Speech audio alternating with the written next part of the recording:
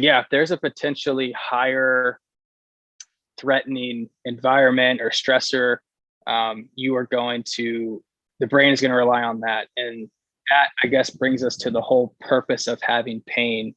It's meant to protect us. Welcome to the Athletes First Performance Podcast, where two performance-minded physical therapists break down the evidence to improve overall health, movement, and performance for athletes and active individuals. All right, welcome to episode 11 of the Athletes First Performance Podcast. This week, we're starting a new series on pain. So hopefully you guys enjoy this and make sure to let us know what you think about the series. So be on the lookout over the next couple of weeks regarding everything pain science. Josh, how are you doing? Pretty good. I'm excited to talk about this topic. This is kind of one of my favorite things to chat about. So it should be fun. Yeah, I know this is your wheelhouse, and I'm pretty excited to learn about this as well. This is not something that I've dove into deeply like you have. So excited to get this rolling. So to start with, can you just define pain and define pain science in general? Yeah. So the official definition of pain neuroscience education is it's an educational intervention aiming to alter a patient's beliefs and cognitions regarding their pain experience. So that's kind of when you start to hear people say, like, we're going to pain science somebody. Essentially, you're just educating them about pain, and ideally the least confusing way as possible. And we'll talk about that in future episodes, whether that's the right technique or how to maybe do that a little bit better.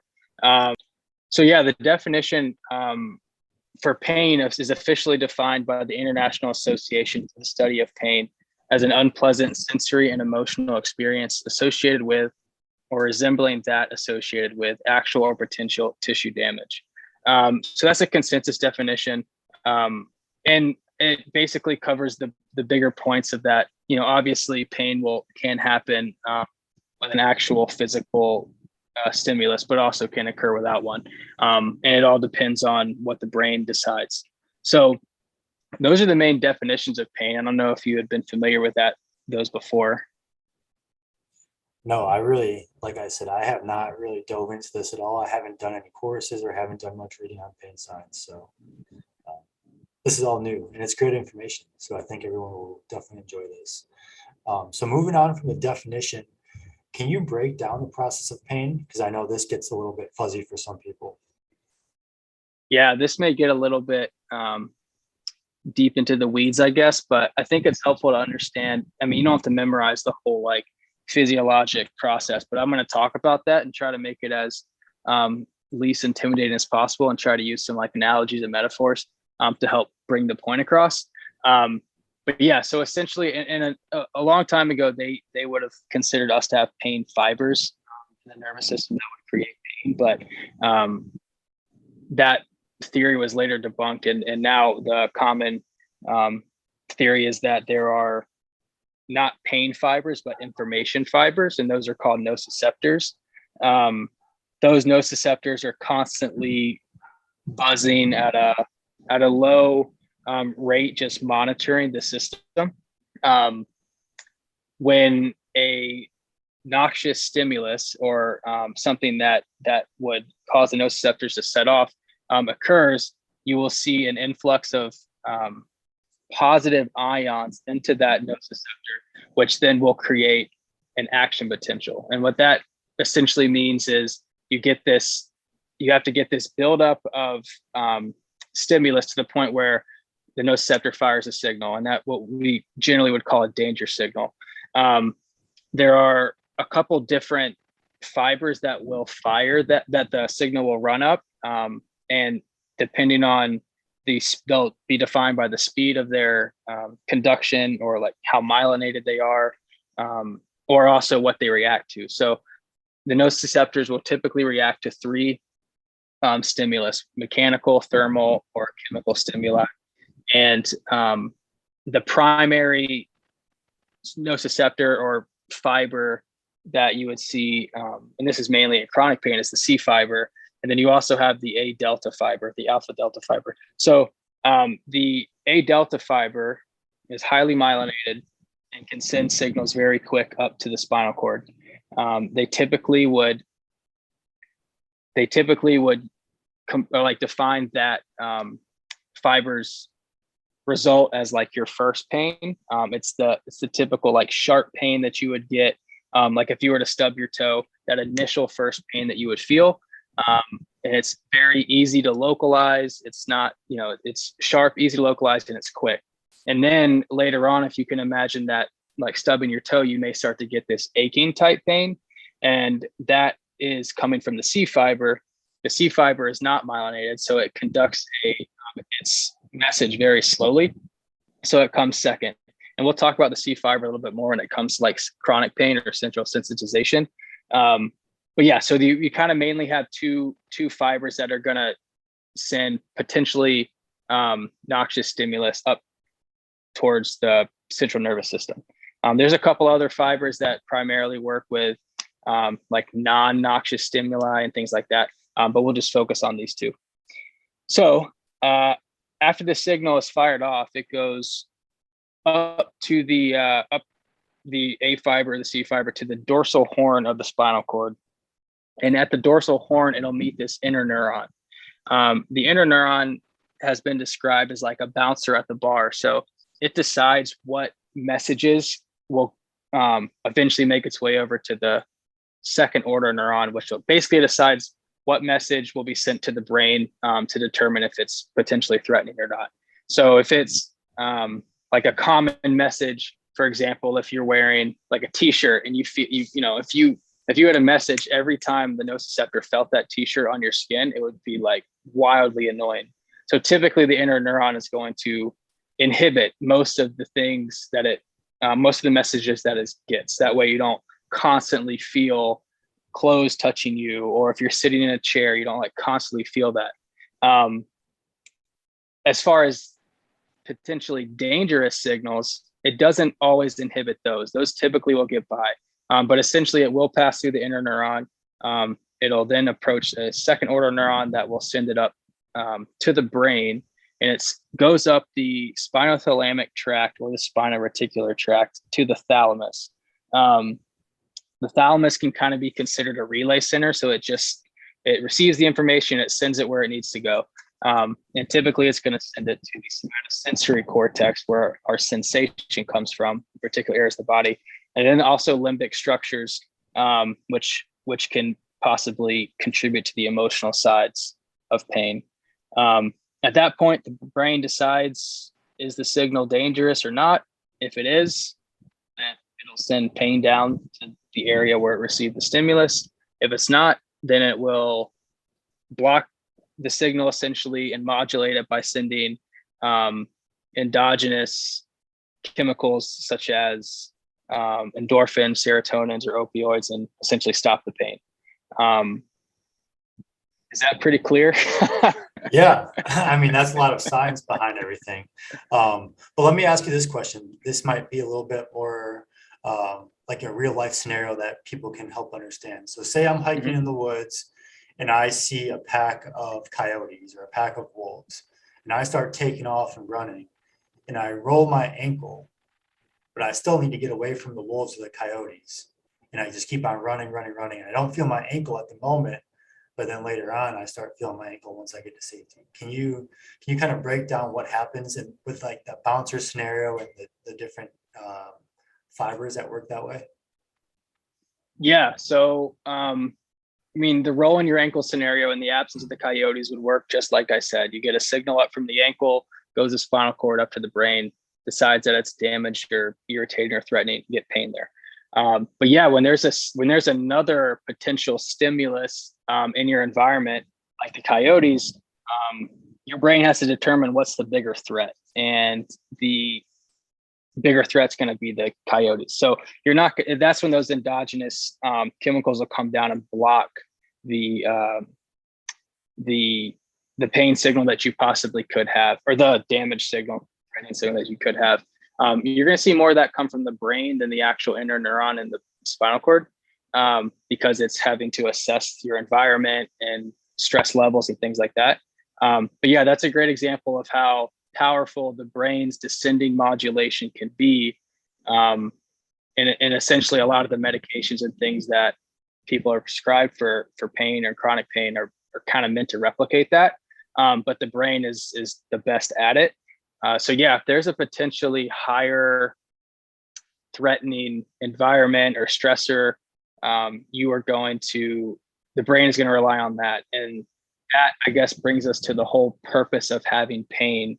It's meant to protect us. So if you didn't have pain, you wouldn't know if your hand was touching a stove, or if you had a cut on the bottom of your foot and you just kept walking on it because you didn't know. So it's meant to protect us, but at the same point, our brain is, our whole point as far as survival goes, that survival is the biggest peak. So if pain may not be the thing that would protect us in that situation, it's gonna inhibit that to get you out of harm's way. I'm sure you'll feel that ankle later, once everything is calmed down. But yeah, that's a good example of descending modulation. Yeah, and another thing that popped up in my head, I've heard this before: pain is a request for change. What do you think about that statement? Good, bad? Yeah. No, I think it's good. It's like it's just a signal to do something. If you have pain when you're sitting in a chair, like let's say your back's bothering you, it's a signal to change it up. Maybe stand up, maybe move a little bit. And it's not always that simple depending on how severe the pain is. But yeah, it's just a signal to say, hey, something's going on. It seems to be threatening. Can we do something about it?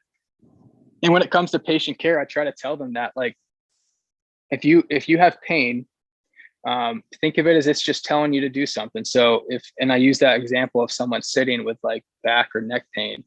If they start to get pain in that position, they obviously know they didn't, hurt themselves structurally.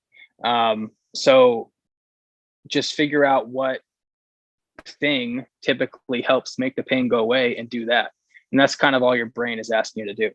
It's just saying, hey, can we stand up? Can we walk around? Can we do this stretch? Can we do this exercise?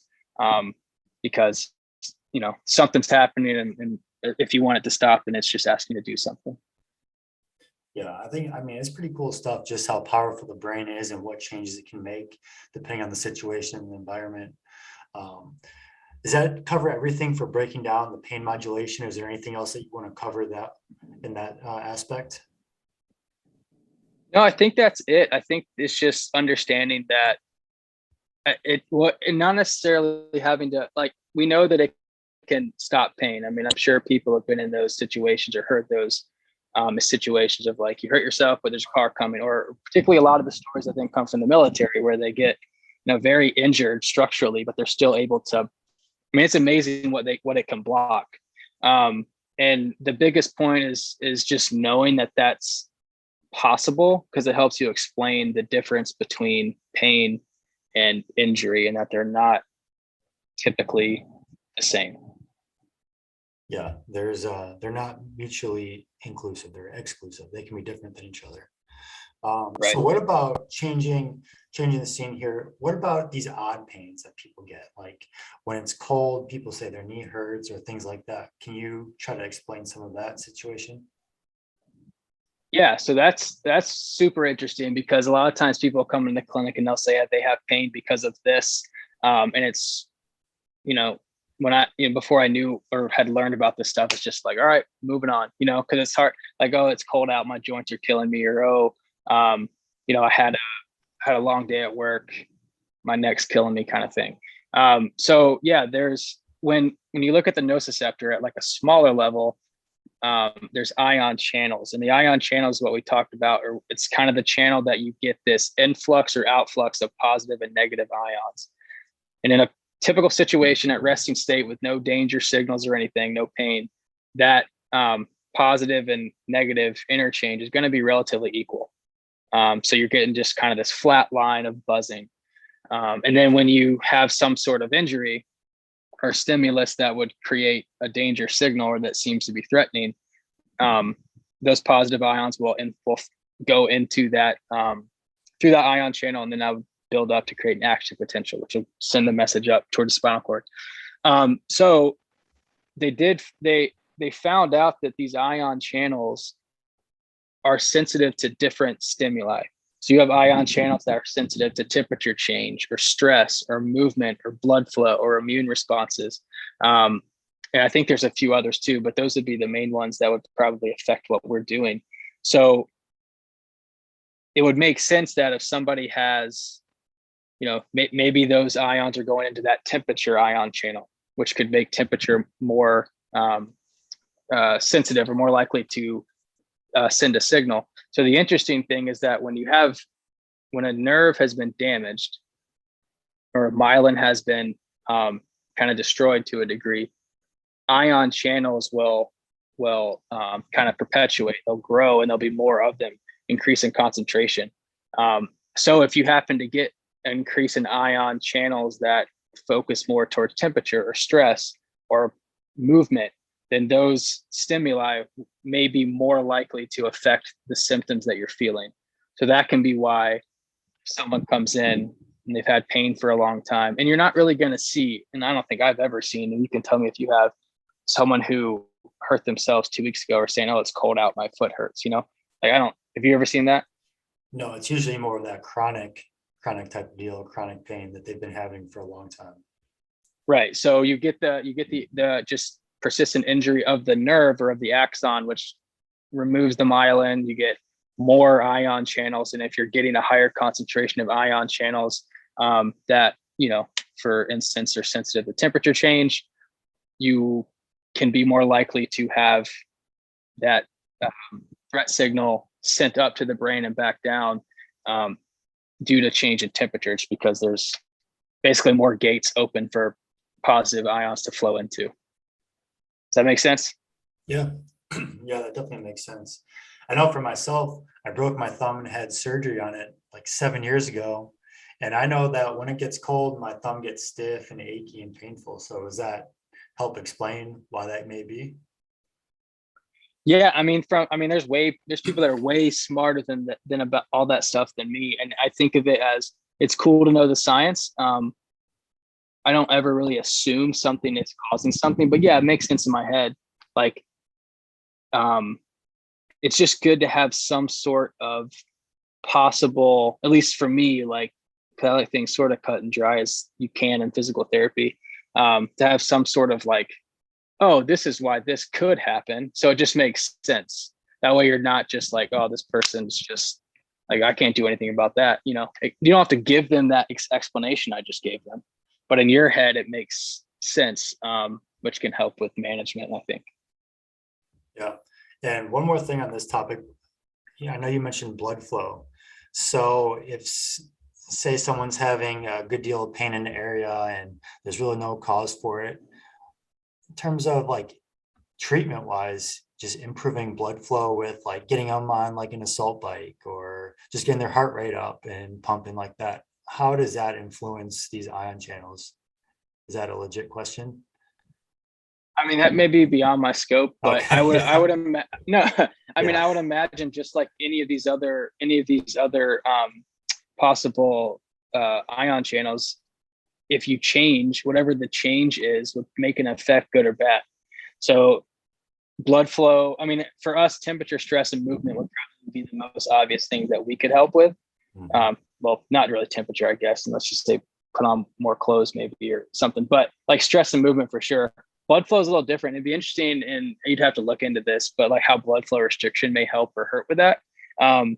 But yeah, I would imagine if you can change something in the context that may reduce the stimulus that's going up to the spinal cord and the brain, then it should be beneficial. So it could be sort of along those lines if we're just sort of, I don't know, spitballing here. Like if someone comes in and they just woke up, their knees hurting, it's stiff because they've been sleeping all night, and you get them on a bike, for example, and they're going to have more movement, they're going to have more blood flow, and the temperature in the joint, their whole body temperature is going to go up.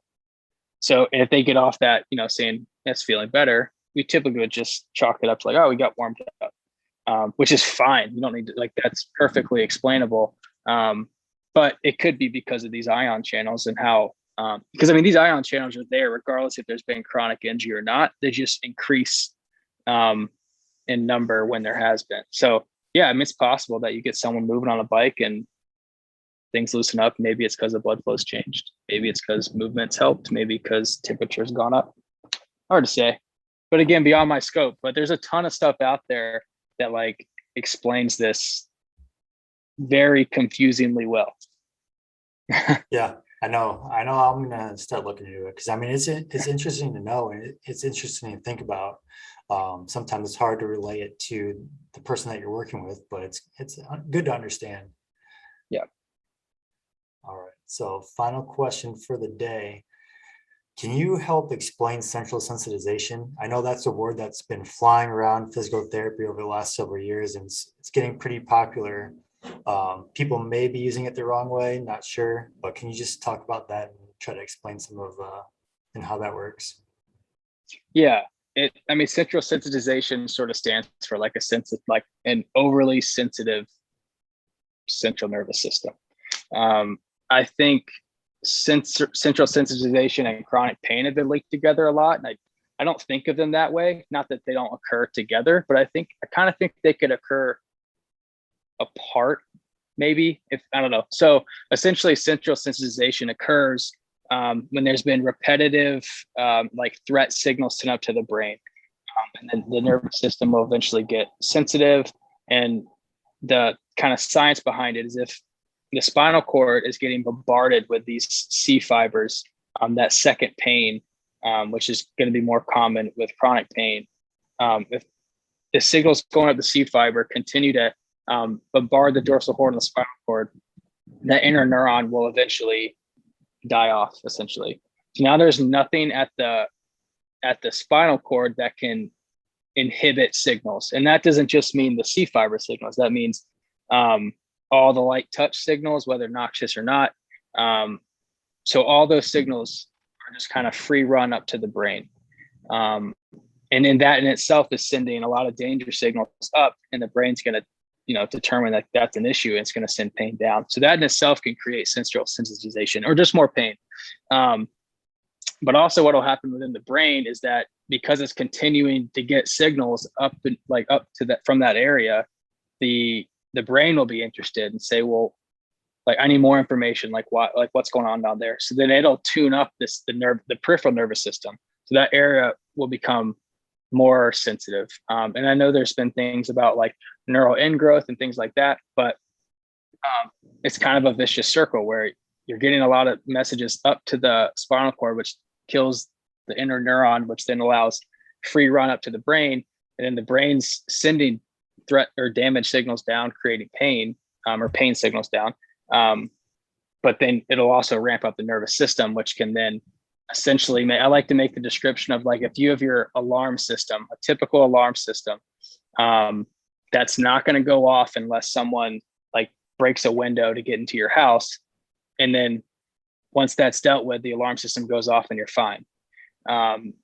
Occasionally with central sensitization, the alarm system never goes off, or it can become so sensitive that now, your house is back to normal. Think of that as like things have healed. The alarm system is more sensitive to certain movements or stressors, whatever it may be, to the point where like if a leaf falls on the front lawn, the alarm goes off again. So very non-typically noxious stimulus or like threatening stimuli can become painful, and that kind of explains that inner neuron dying off. And that's one of the ways they would describe allodynia, which is pain to light touch, because typically the inner neurons inhibiting light touch. But if it's gone, then you're getting light touch up too, and that's going to essentially anger the brain, which is going to send pain down for even light touch. Yeah. I mean, that sounds like a pretty vicious cycle. I mean, if the person's dealing with this, they're pretty much just on high alert all the time. Anything can set them off pretty easily. Things that we normally wouldn't think of that can set someone off or put them into pain or discomfort or whatever is going to bother them. So how do we break this cycle? Are we doing anything in PT, like physically, or is this talking, like education, like we're doing now? Like, how do we get them out of the cycle?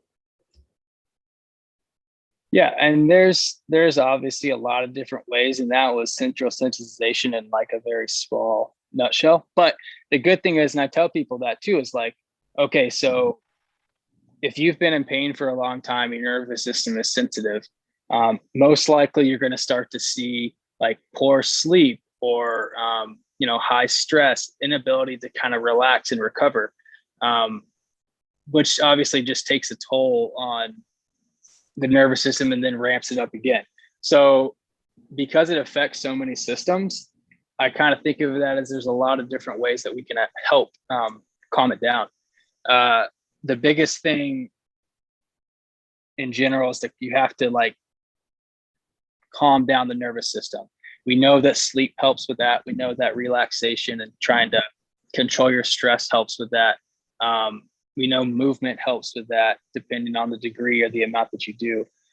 So yeah, there's a lot of things that we can do, and I think one of the biggest things. Like I had a patient last week who's a younger girl, but she's had back and neck pain for a long time because of a car accident.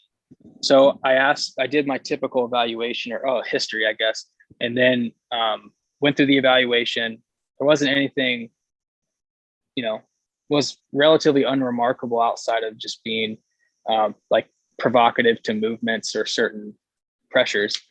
Um, but I also dove into like how she's sleeping. I asked her what a typical day looks like. I asked her like, does she feel stressed or not?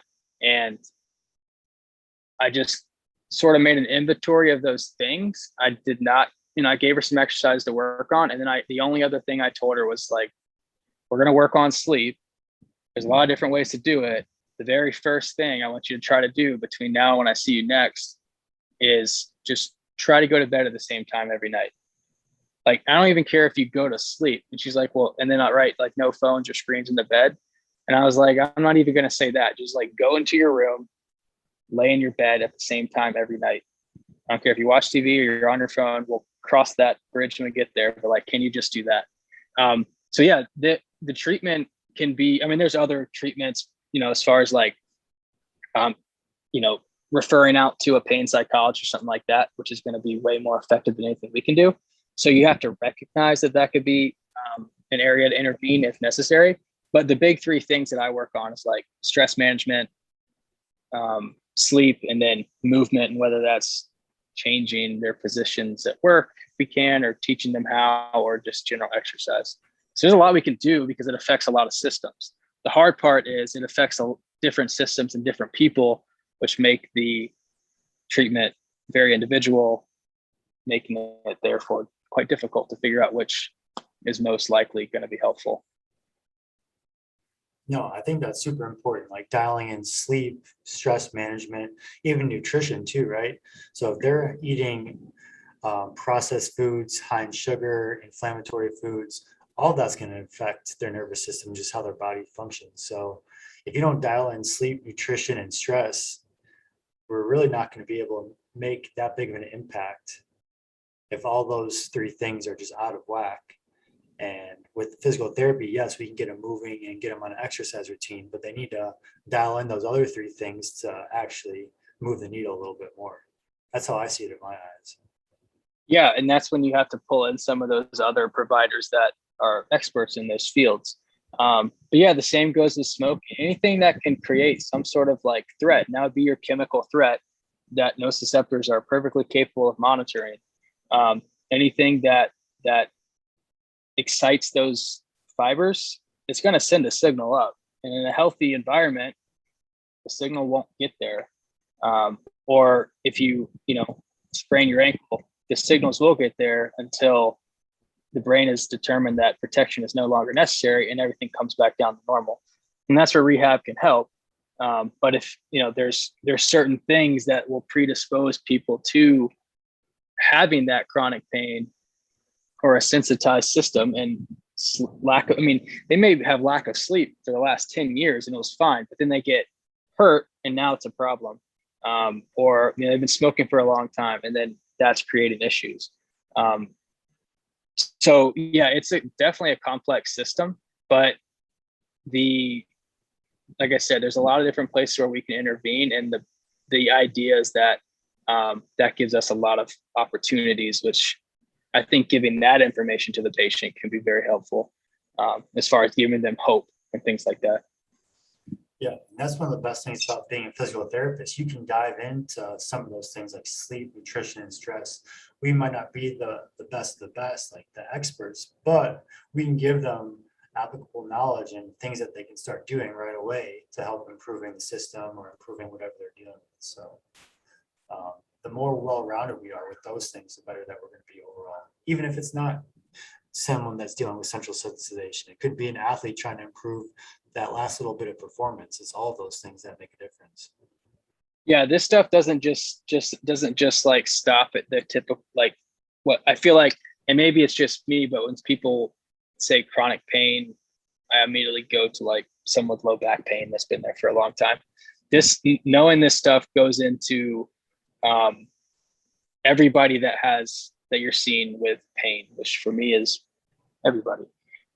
So understanding the process, maybe not as detailed as what I said or what some of the research articles out there show. There's a lot of good resources that will help kind of make it a little bit more understandable and digestible. And just understanding it, even if you didn't present it to the patient, just knowing what is happening has helped me like so much with how I would treat something.